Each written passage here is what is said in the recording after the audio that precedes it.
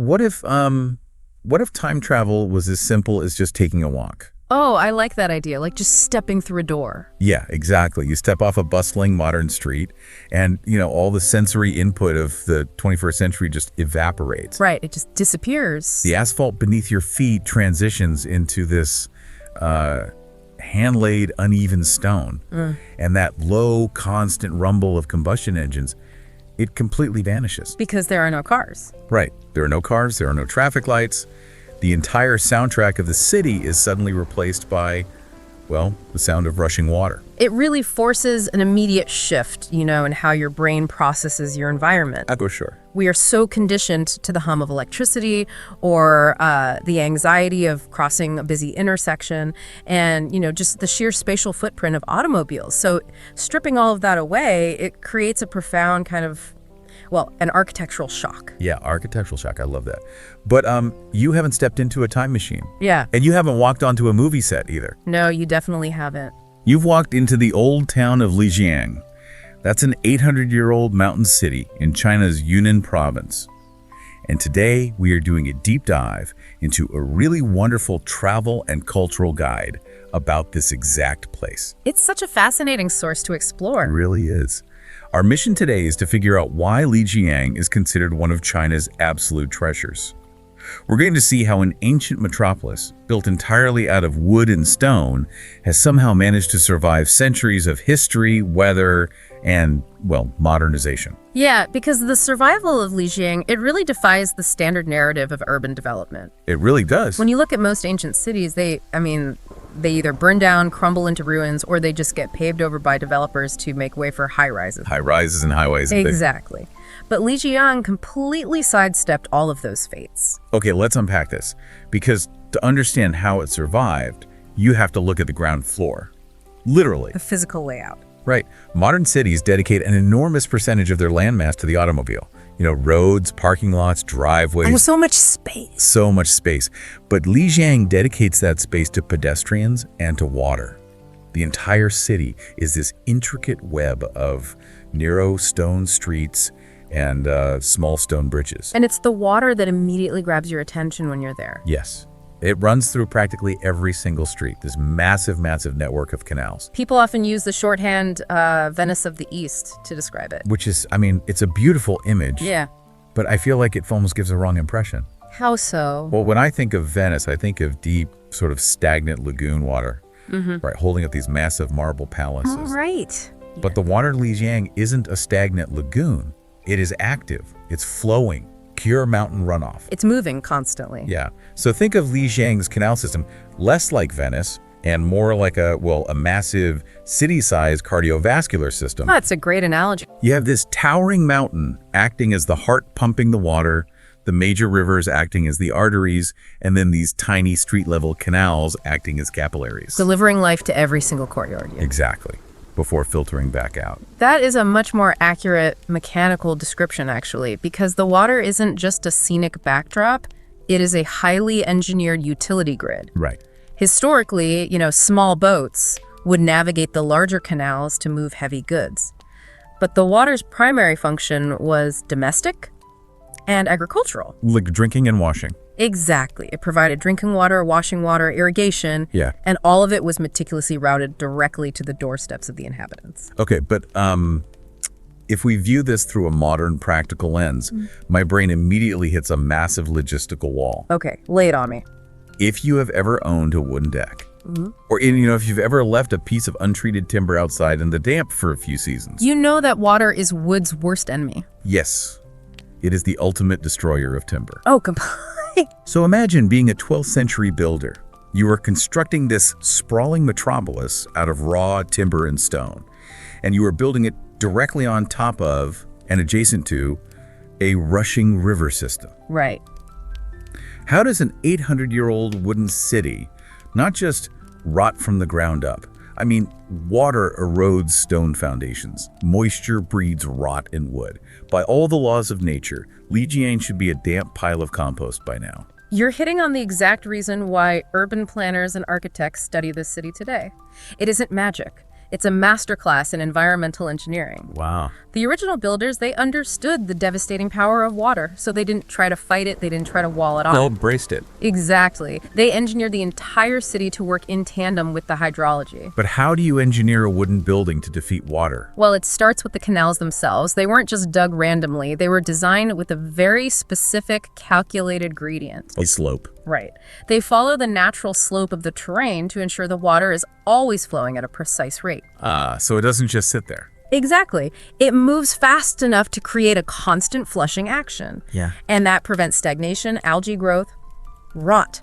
But, and this is key, the gradient is gentle enough that the water doesn't aggressively erode the stone foundations. So they basically built a gravity-fed, self-cleaning water grid. That's exactly what it is. But the buildings themselves, that is where the real genius lies. Okay, I'm listening. The traditional architecture here relies on traditional Chinese wood joinery, specifically a mortise and tenon system. Which means no nails. Right. Just interlocking pieces of wood. Right. Like a giant 3D puzzle. Precisely. Because if you build a wooden house in a damp environment using rigid iron nails, you are engineering your own destruction. Because of the rust. Rust, yes, but also swelling. When wood gets wet, it swells. It expands. Right. If it is pinned in place by an iron nail, the expanding wood pushes against the unyielding iron, and that causes the wood to split, crack, and eventually rot. So the moisture basically attacks the weakest link. Exactly. But if you construct the entire framework using interlocking wooden joints, the building essentially becomes a living organism. Wait, really? How does that work? Well, when the damp mountain air hits the wood, the whole structure swells together. The joints actually lock tighter. Oh, wow. And when the air dries out, the wood shrinks uniformly. The buildings can literally flex, breathe, and absorb the moisture without snapping. That is incredibly elegant. The architecture doesn't resist the environment. It adapts to it. It does. And I imagine that flexibility is also pretty handy if the ground starts shaking. Oh, absolutely. It makes them incredibly earthquake resistant.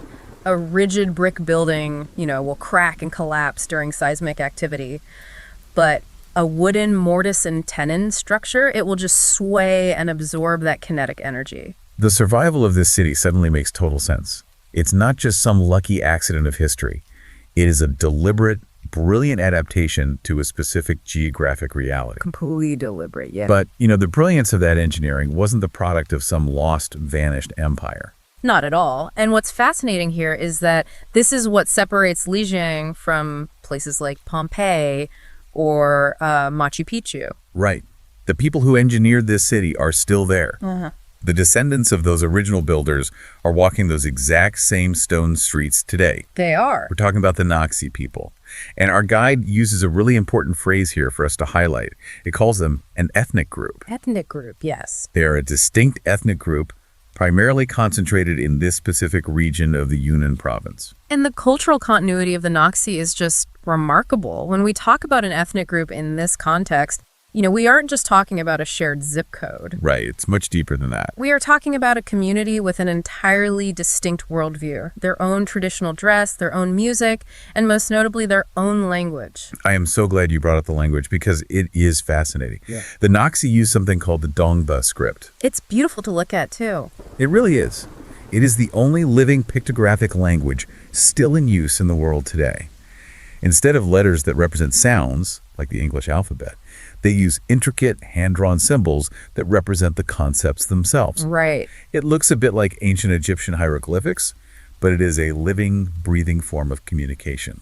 And the Dongba culture is deeply tied to an animistic belief system, so a profound reverence for nature. Yeah. When you understand that their religion dictates that humans and nature are essentially half-brothers born of the same mother, their approach to urban planning makes total sense. Oh, I see. You don't build a dam to conquer the river. Exactly. You build a canal to live alongside it. It is a totally different philosophy of existence. And you see that philosophy manifested in their daily life. You really do. Like when you visit historical sites in Europe, for example, you are often looking at recreations.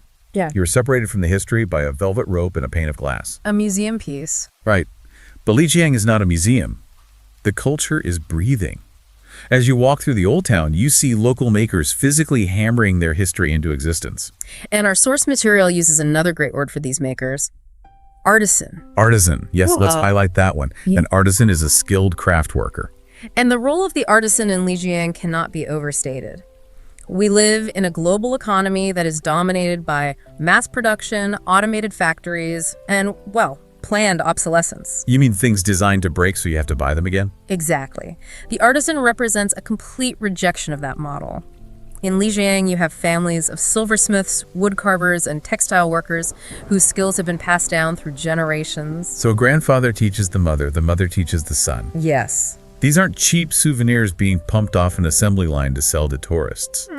When you pick up a piece of handmade silver jewelry in Lijiang, or a hand-stitched piece of embroidery, you are holding the physical manifestation of generational knowledge. Absolutely. Every strike of the hammer is a technique that survives centuries. It really redefines another key concept from our guide: heritage. Heritage, yes. The traditions and beliefs passed down. Right. Heritage isn't a dusty concept locked in a textbook here. In Lijiang, heritage is the silver being shaped in the shop. It is the pictographic language being written in the square. It offers a window into a different way of being human, one that values continuity over speed. But, protecting that kind of heritage requires immense resilience. And resilience, especially in a mountainous environment, requires energy. You need fuel. Right. You can't maintain a centuries-old cultural stronghold if you can't feed your people, which brings up an interesting problem. Oh, the food. Yes, the food. If you are living in a society that operates on its own timeline, surrounded by a harsh, high-altitude landscape that is constantly trying to freeze you, how do you fuel your body? Well, the culinary landscape of any enduring culture is never arbitrary. It is always a direct mirror of their geographical reality. So the Naxi diet is basically a survival mandate. Precisely. You have to look at what the local environment provides. Well, the environment provides incredibly cold, fast-moving water. And out of that water comes one of the region's most famous culinary staples, Naxi grilled fish. It's fantastic. The fish is caught fresh from the mountain streams. But what makes it distinct is the seasoning. It's heavily spiced with local mountain herbs and then cooked over an open fire. The Yunnan province is actually one of the most botanically diverse regions on the planet. Is it really? Oh, yeah. The sheer variety of herbs, fungi, and spices available to forage in those mountains, it creates a flavor profile you literally cannot replicate anywhere else in the world. But fish alone isn't going to get you through a freezing Himalayan winter. And that leads to the heavy hitter of the local diet, the dish that our source material really highlights, yak meat hot pot. It is the defining dish of the high altitudes. Okay, I have to stop and challenge you on this one. Uh-oh, okay. A yak is a massive, incredibly hairy, formidable animal built to survive near Tibet. The guide says the meat is famously high in protein, low in fat, and incredibly nutritious. Nutritious, yes, packed with good things for your body. Right, but tell me the truth here. Is it genuinely a delicious meal? Or is this, an acquired taste? What do you mean? Like, is this the kind of local delicacy that tourists enthusiastically order for the social media photo and then secretly struggle to chew through because it tastes like a tough, muddy boot? That is a completely fair suspicion. Right. Many traditional survival foods do not translate well to modern palates, but culinary consensus heavily favors the yak hot pot. The meat itself has a flavor similar to beef, but it's deeper, richer, and slightly sweeter because the animals graze on wild mountain grasses rather than commercial feed. So it isn't intensely gamey. Not if it is prepared correctly, and that is where the hot pot mechanism comes in. The slow cooking. Yes. Yak meat is lean. If you just slapped a yak steak on a dry grill, it would be incredibly tough. Like chewing leather. Exactly. But the hot pot is a slow cooking method. The meat is sliced thin and simmered in a boiling, richly spiced broth right at the table. The slow simmer tenderizes the lean muscle, and the broth absorbs all those nutrients. It's a communal dining experience designed around heat retention. Exactly. But let's look at the biology of why this meal is central to the culture. Okay. The yak is essentially the biological tank of the animal kingdom. It survives at altitudes where normal cattle would freeze to death or suffocate in a matter of days. Wow. Their meat is extraordinarily dense in calories, protein, and amino acids. So this isn't just a cultural preference, it's a biological necessity. Completely. Yeah. When you are living and working at a high altitude, the air is thinner, the climate is colder, your body requires significantly more caloric energy just to maintain your core temperature and perform basic metabolic functions. You just burn more calories existing. Right. If you tried to live on a standard, low-calorie modern diet in that environment, your body would simply shut down. The high-protein, nutrient-dense profile of yak meat is what allowed human beings to physically endure the environment. That makes so much sense. The yak, the cold water, the mountain herbs, all of these things stem from the towering geographical giant that dictates everything about Lijiang, the absolute roof of the city, Jade Dragon Snow Mountain. It is the engine that drives the entire ecosystem. You cannot separate the culture of Lijiang from the physical presence of that mountain. The scale of this mountain is difficult to wrap your head around. Our guide points out a key word here: altitude. Altitude, the height above sea level. Right. The peak sits at an altitude of 5,500 meters. Or that is over 18,000 feet.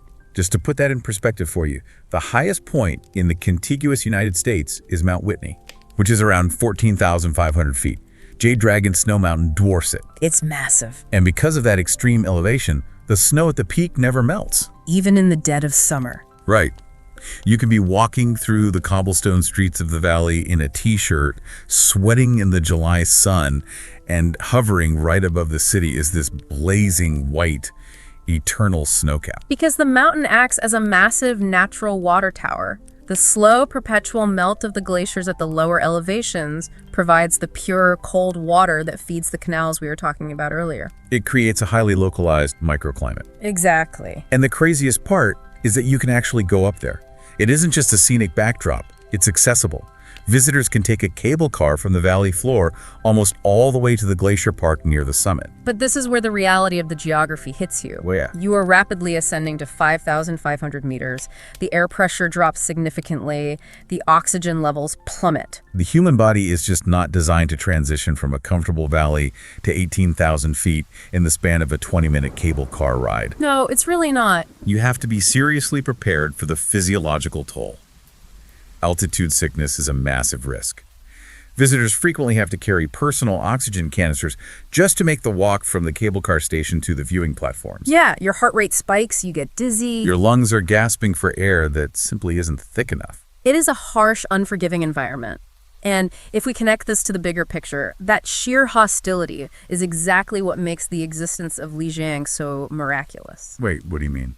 Well, if you look at human history, extreme punishing environments like a freezing, oxygen-deprived mountain peak usually produce cultures that are austere, hardened, and focused purely on baseline survival. Right. There is no time or energy for intricate embroidery or delicate wood joinery when you were just trying not to freeze to death. Exactly. You don't build a complex canal system if you're just trying to survive the winter. That's true. Conversely, gentle, abundant, peaceful environments tend to produce highly artistic cultures. But those cultures are often easily conquered or eventually paved over by more aggressive empires or modern development. So Lijiang is the anomaly. It sits perfectly at the intersection. You have this towering, violent, almost impassable mountain range acting as a protective fortress. It shields the valley from invasion and the aggressive spread of modernization. But that same harsh mountain provides the pure water and the robust ecosystem that sustains life in the valley. Exactly. The mountain guards the city, the mountain waters the canals sustain the architecture, and the architecture protects the heritage. It is a perfectly closed, miraculous loop. You can wake up in the morning, drink tea in a warm, slow-paced courtyard surrounded by 800-year-old artistry. And by the afternoon, you are 18,000 feet in the sky, fighting for breath in a frozen, eternal winter. The contrast is staggering. It really is. It redefines our understanding of what makes a place magical. The magic of Lijiang isn't some mystical, unexplainable energy. The magic is the result of thousands of years of human beings using brilliant engineering, deep cultural continuity, and biological adaptation to live in perfect, sustainable harmony with an extreme environment. Which leaves us with a really fascinating philosophical tension. How so? When a place achieves that kind of perfect balance, it naturally draws the attention of the outside world. Millions of people want to travel to Lijiang to experience that magic. But the act of traveling there introduces a new threat. Ah, yes. Tourism is a double-edged sword. It provides the economic lifeblood that allows the artisans to continue their crafts, but it also risks turning a living culture into a theme park. Exactly. When you have an ecosystem that has been perfectly balanced for 800 years, suddenly dropping millions of modern tourists into the mix threatens to destabilize it. We go to these places to escape the fast-paced modern world. But by doing so in massive numbers, we risk dragging the modern world right into the heart of the ancient one. It really forces every visitor to ask themselves what their role is. Are you just a consumer or are you a participant? And that is the exact thought I want to leave you with today. If you ever have the privilege of walking off the asphalt and onto the stone streets of Lijiang, think about the footprint you are leaving. How do you consume the beauty of an 800-year-old wooden city without eroding the very foundation it stands on? That's a tough question. It is. How do we, as modern travelers, ensure that the heritage of places like Lijiang remains a living, breathing reality rather than just a beautiful backdrop for our vacations? It requires a profound shift in how we view our relationship to history. It certainly does. Well, a huge thank you to everyone joining us on this deep dive today. Keep exploring the hidden corners of the world, keep asking how things work beneath the surface, and always look for the story behind the scenery. We'll catch you on the next deep dive.